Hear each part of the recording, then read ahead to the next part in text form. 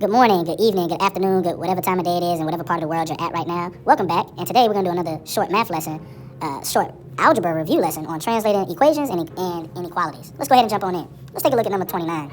It says the quotient of twice a number and 7 is 20. So as I go through here, I'm going to reread it and I'm going to underline parts and we're going to in a different color. So the quotient of, then we got to have twice a number and 7 is 20. So the quotient of gives you a fraction bar. Twice a number is 2x or 2n or 2a, any letter you want.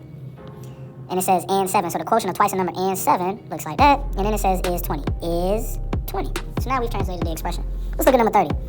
Number 30. 5 less than the product of a number and 3 is 14. So one more time.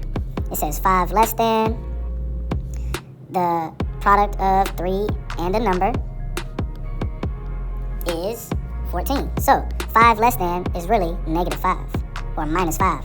The product of 3 and a number is 3x, or we can write it as 3 times x if you want to put the dot there. And then it says is 14. Is 14. There's our final answer. Number 31. 31 reads, 7 times the difference of a number and 4 is no more than 10. So here we go. Let's get our underlining going. 7 times, okay, the difference of, and the last part it says is no more than 10. Okay, so first we're going to have 7 times, and since it says 7 times the difference of, that lets us know that that's a group.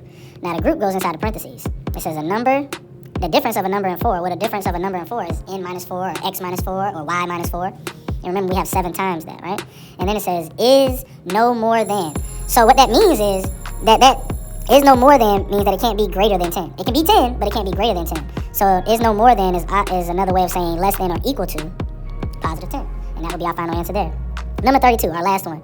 It reads, the product of a number and 4 increased by 1 is at least 7.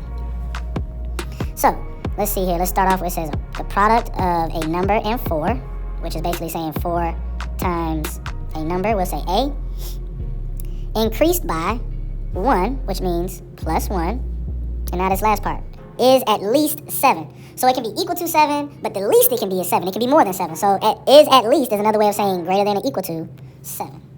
And that will conclude our little mini lesson, or our mini review on translating equations and inequalities. Have a great day.